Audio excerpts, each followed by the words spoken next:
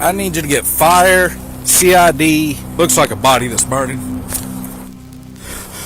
In the middle of this field lies the burning body of an unidentified woman. Unfortunately for Texas police, whoever did this chose the perfect night to cover their tracks.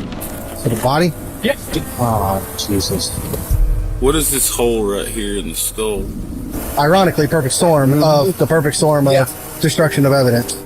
As investigators analyze the crime scene for whatever evidence remains, a stray dog refuses to leave the place, circling the field as if he's trying to lead them somewhere. Detectives don't know it yet, but this dog is their only lead to a killer who spent years slipping through the justice system, walking away from violent crimes that should have put him behind bars long before this night. And worse still, this burning body may not be the only victim.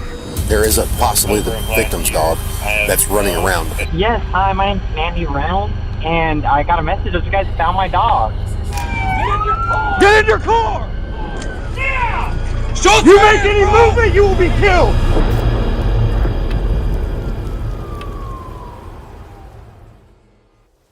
It's approximately 10 p.m. in Robinson, Texas. A violent storm is sweeping through the area when police receive a 911 call about a possible brush fire. But in reality, it would be much more than that.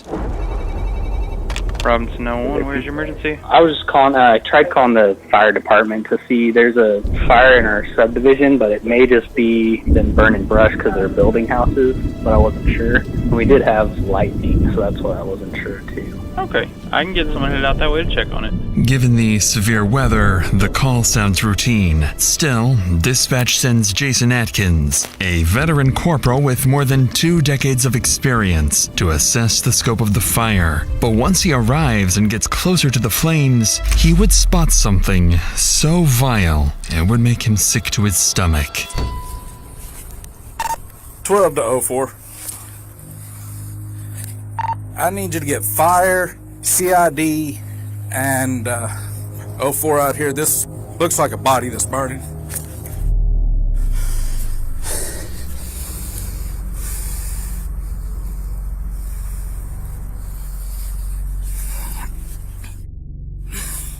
Should I use my fire extinguisher to put it out, or just leave it as it is to preserve any evidence?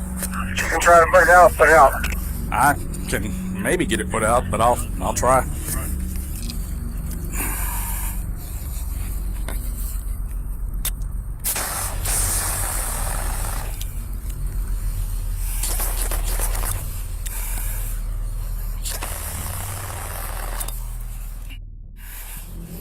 After Officer Atkins finishes putting down the fire, the sergeant arrives on scene. As he steps out of his vehicle, little do the officers know that just feet away from them sits an unexpected witness, one who saw everything that happened.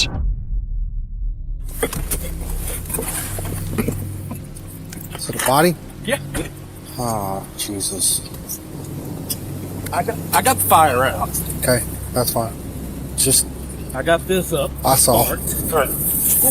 Be careful. I haven't walked up super close. I just walked up close enough to spray it out because it's obvious death. I wasn't going to get all up on it. Possibly female. Looks like a bra strap. I got to about right here. Okay, that's where fine. I hosed it That's fine. with the fire extinguisher. That's fine. Rain's starting to come again. If y'all have any pop-up canopies or something where we can get something put up over the crime scene to try to preserve the crime scene, please. Just be worse for the scene, or let burn be worse for the scene? Letting it burn, because if it continues to burn, you could potentially lose any additional evidence that's there. Right. Versus if you put it out with a dry chem. Now, if they would have hit it with a hose, it would have washed everything into the mud. With a dry chem fire extinguisher like that, we can separate the dry chem from whatever other evidence might still be there. I got a potentially female, yeah, it might be hers, potentially female body burned all the way down to the bone, 700 block to Heston.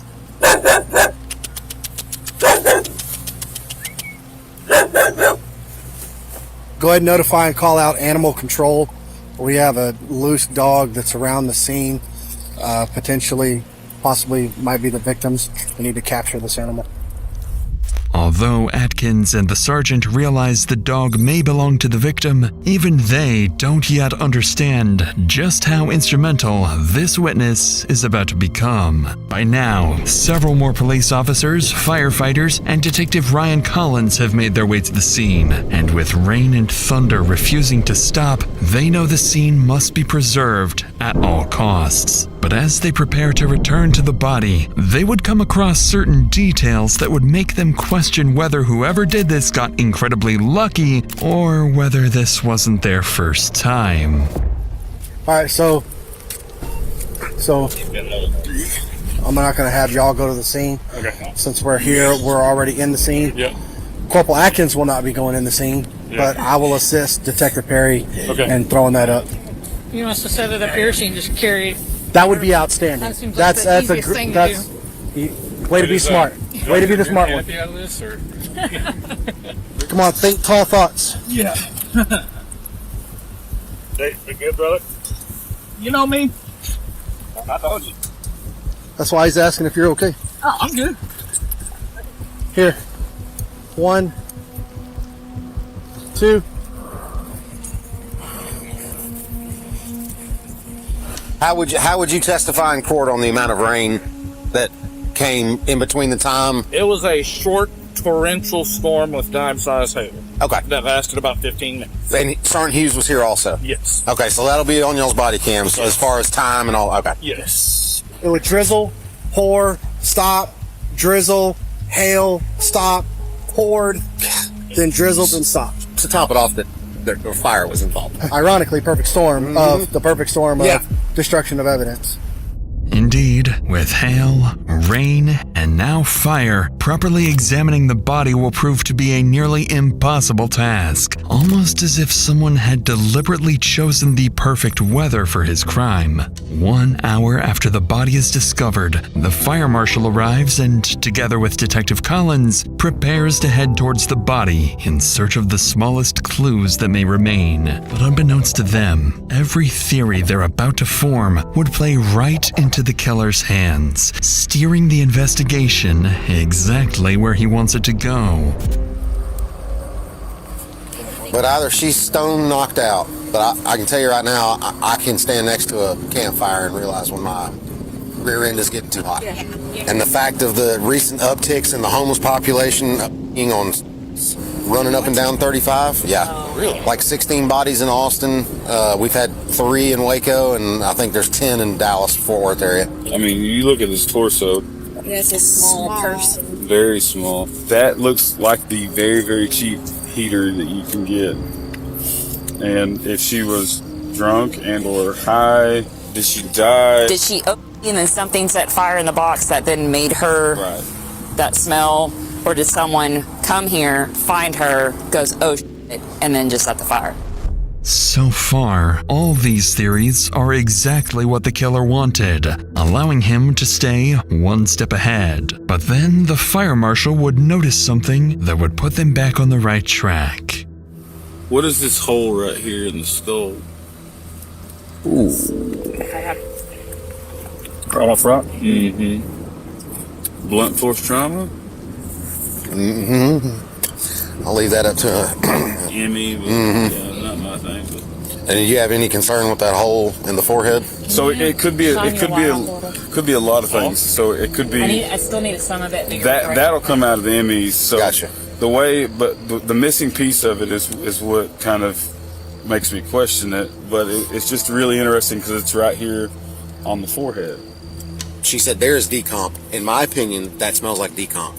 And for somebody who strictly deals in dead bodies, I value the opinion. Right, absolutely. Because I was over there for some of that conversation. As it looks right now, is we have a homicide. Although not everyone at the scene is convinced, Detective Collins knows this is a homicide, and his intuition would soon be proven correct. More than 3 hours in, and investigators still have no idea who the attacker or even the victim is. Yet, the answer has been sitting just feet away from them since the very beginning. They just need to catch it first. There is a went all the way back to possibly the victim's dog that's running around because it kept running up to the body and barking at it. We haven't found it. It took off. She likes your truck. You want to put your tailgate down, see if she'll jump in it? Maybe the owner was a truck person, had a pickup.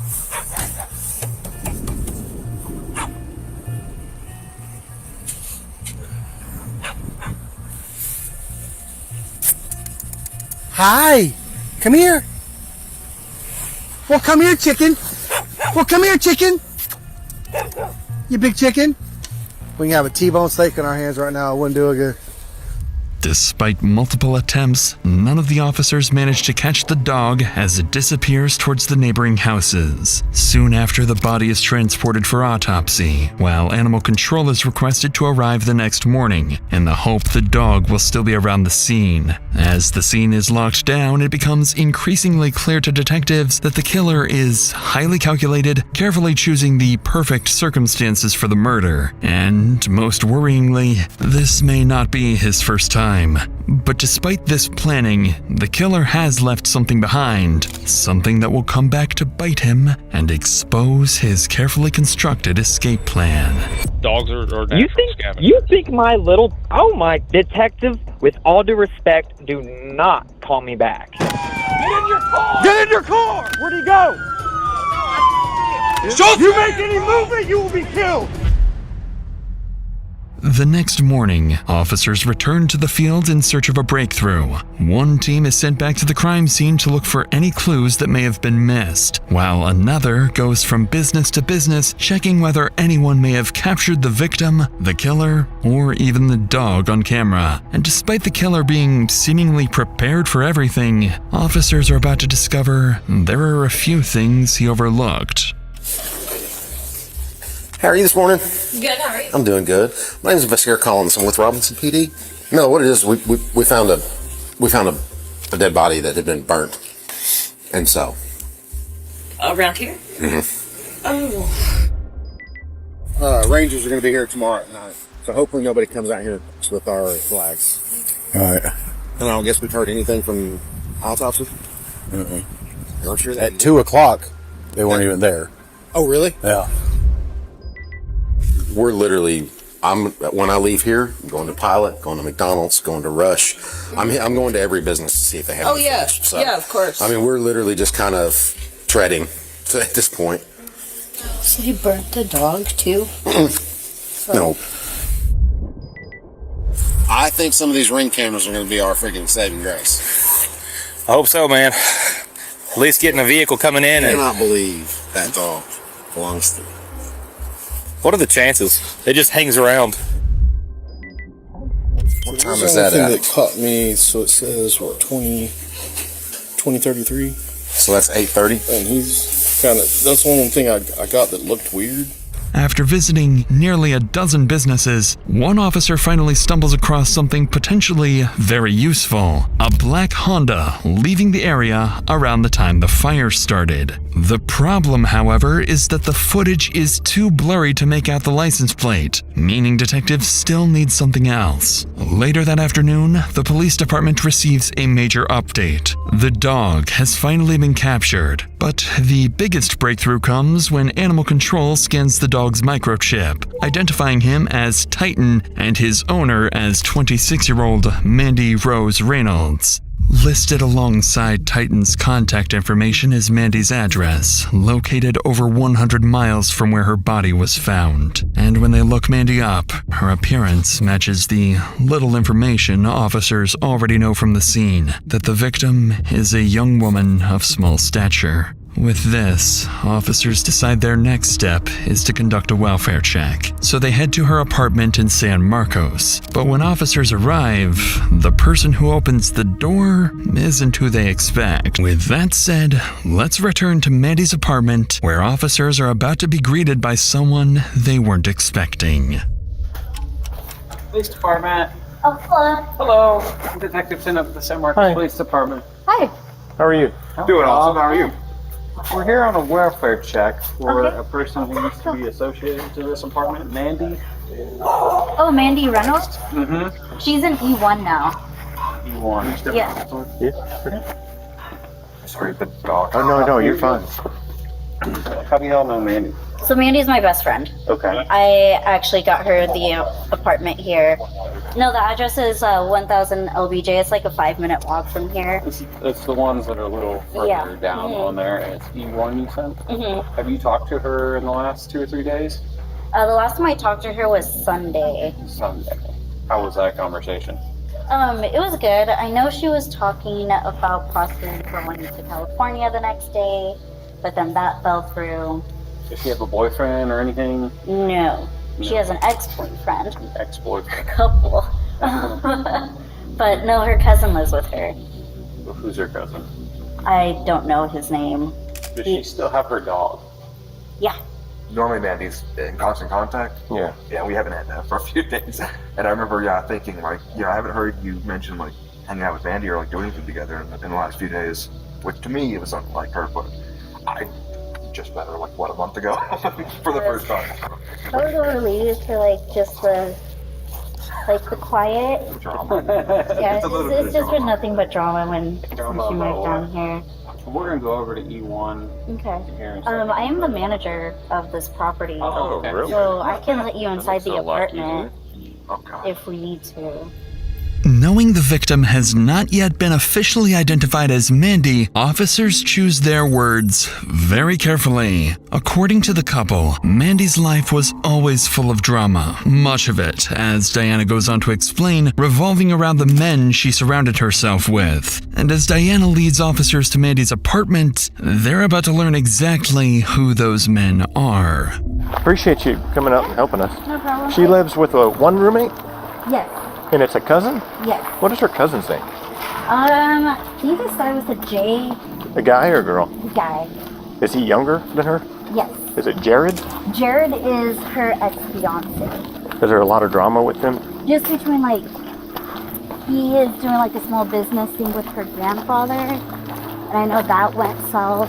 Her and Jacob always fight on and off. She changed her number because she didn't want Jacob to have it in there. She said she was scared. Recently, Mandy was just making a lot of enemies, How so? like dissing her ex in Kansas. Thanks to Diana, officers have just uncovered 3 potential suspects. Jared, Mandy's former fiancé, with whom she shared 2 dogs, including Titan. Jacob, an ex-boyfriend she had been trying to avoid after they split on bad terms. And finally, her cousin, who had been living with her for the past month. Police know they'll need to look into each of them more closely, unaware that one of these suspects is already tied to another alleged homicide. But when officers finally reach her apartment, they still have no idea who or what is waiting for them on the other side of the door. Sorry, I'm asking you a million questions and forgetting a lot of stuff, but her cousin that she lives with, what was his name? I don't know. Okay. I I don't want to spook him if you think they'll answer. Or I don't think she's home. Moved out of here? Kitchen doesn't feel here. Unless if she packed everything up. Is it unusual for her to do stuff like this, or is this seem bizarre? I know she was unhappy the past couple of weeks and she kept talking about moving. But yeah, on Sunday she was unloading everything. That's on me. is this just a 1-bedroom or 2-bedroom? Just a 1-bedroom.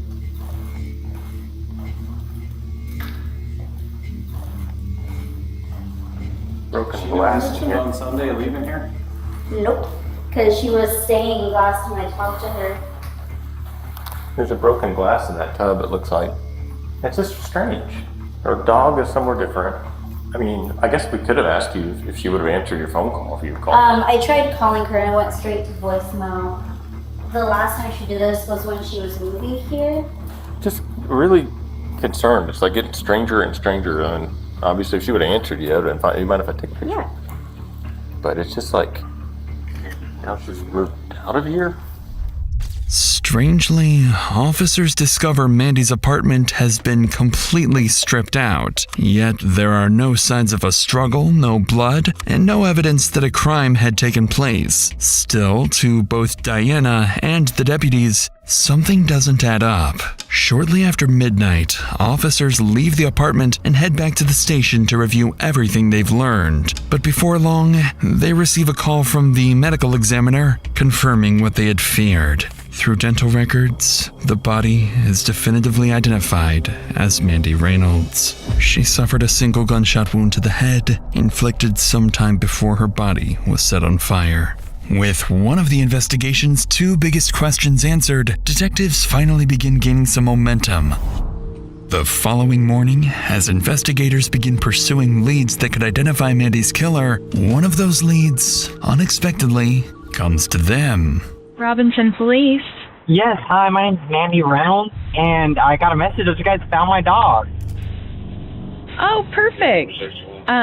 Let me put you on just a brief hold here. Give me one moment, and I'll get you with the person that can help you. Awesome, thank you. On the line is Mandy Reynolds, but as dispatch transfers the call to Detective Perry, it wouldn't take long for something to feel very off. This is Detective Perry. Hi, I just got a message saying you guys found my dog. We believe so. So, what is your dog? He's a poodle retriever mix. Where does the dog belong? Well, I was on my way to Wichita, Kansas, and I live in San Marcos, and Titan is his name. He just ran off. What was your name? I apologize. My name is Mandy.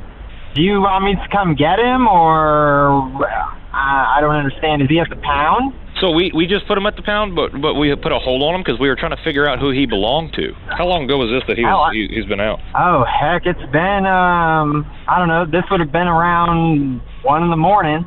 Detective, I hate to cut you off, but, you know, I'm actually at work. I'm sorry you guys had to deal with that, but yeah, I'll come get him. What is it? I mean, 100 miles? So about 1 o'clock last night. Oh, Jesus Christ. Yes. What? I mean, what is the interrogation about? No, I'm just trying to make sure I understand why. You know what? That dog, that's my dog you guys have. Let's get that straight, Detective. Okay, and that's fine. I understand that. You know what? I'll just come to the pound. Goodbye.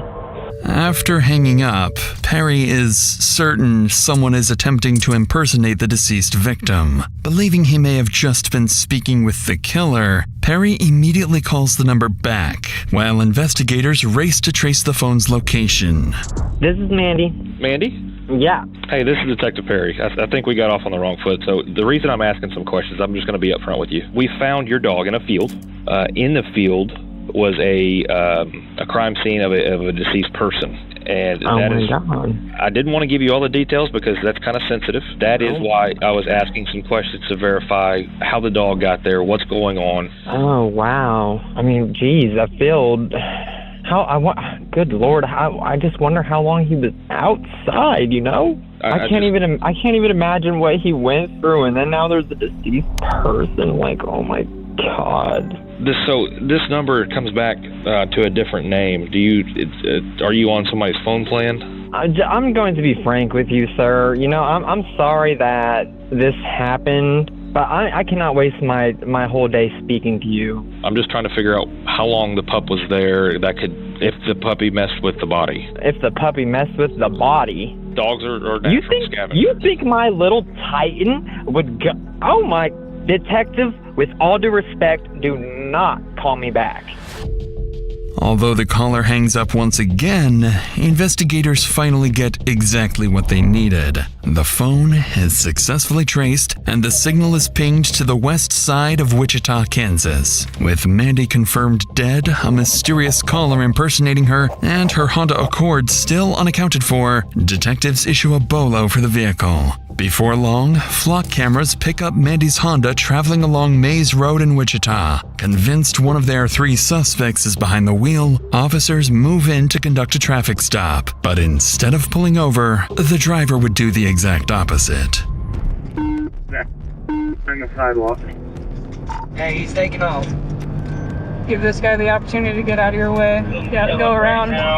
Try to gain as much as you can. Is that him up there weaving through traffic still? He's approaching Tyler. Okay. Go. He's running left. Get a perimeter. Go.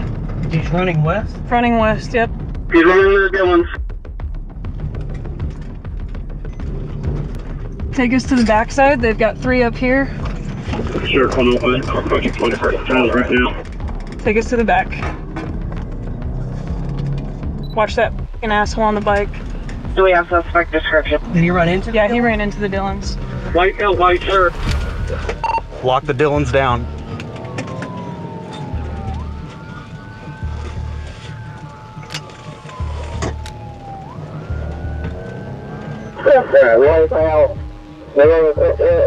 White shirt.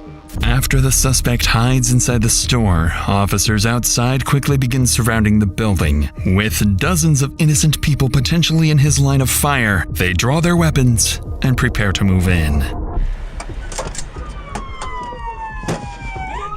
Get in your car! Come out! Come out! Come out! Come out! Come out! Hey, my man, get your family out of here. You're fine. He said go, man. Hey! Come here! Come here! Where'd he go? No, I You didn't see him. didn't see him? Didn't see him. Yeah.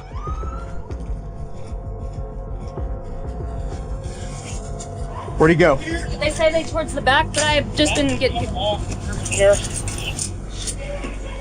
Oh, maybe he's over there. I hear something yelling.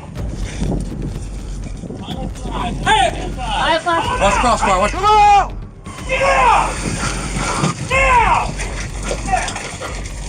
Schultz! You make any movement, you will be killed. I got hands. Crawl out. Crawl out towards the sound of our voice. Somebody get less lethal.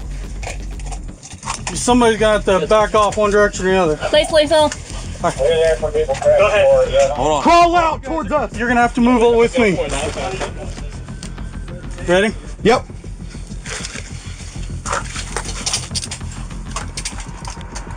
Full mount. 283, clear the air. One in custody. In less than 4 minutes, officers finally locate the suspect hiding inside a store shelf. As they move in to arrest him, they notice he's drifting in and out of consciousness, leading them to suspect he's under the influence of drugs. Despite his condition, officers manage to identify him as one of the 3 suspects connected to Mandy, her cousin, Daigneault. Believed to be suffering from a drug overdose, Derek is taken to the hospital where he's treated overnight.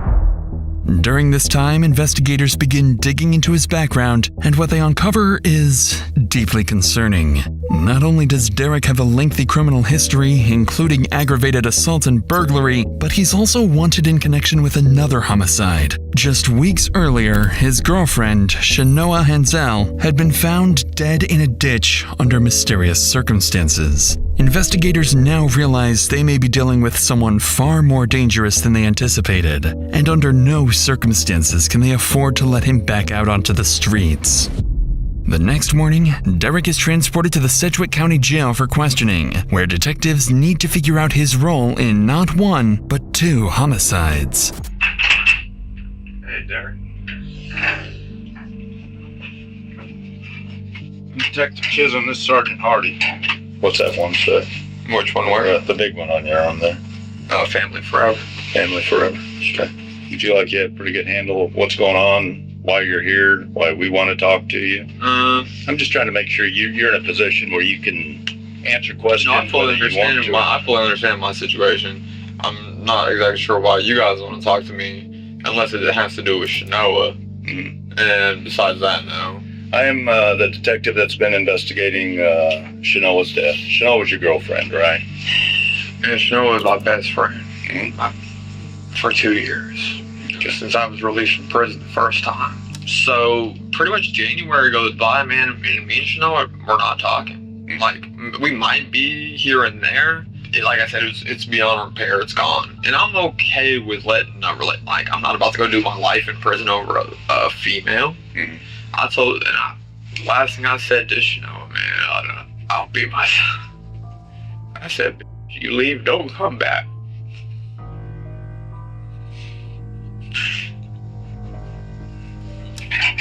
Could it have been an accident? Sure, an accident. But I don't know. I don't see it, but did I do it? No. As expected, Derek calmly denies any involvement in his ex-girlfriend's death. From the beginning, detectives believed the evidence tying him to her murder was weak at best, but the same cannot be said about Mandy. And as questioning continues, the conversation is about to take an inexplicable turn. Where'd you get the car? I'm gonna tell you something, man. I'm gonna leave it at this. Like, the cartel in Texas is very real. When the person I went down into Texas with was knee-deep in debt with the cartel. But how's that have to do with the car you ran from us in last night? What do you mean? Well, I mean, where'd you get the car? The car was my cousin's. Did she give you the car? No, she didn't. I took the car and it wasn't my choice. Like, if it makes sense, it makes sense. If it doesn't. The cartel told me, go dig this grave, right? And guess whose grave I dug? My grave. They emptied a couple slugs right into my chest. They say, hey, Dad, you want a beer? And I turn, take 2 to my chest, man. And I got a bulletproof vest on with a plate in it, you know? Do me a favor real quick. Lift up your shirt. Just let me see your chest. Whereabouts do you think you got shot? Pretty much center mass there? Okay.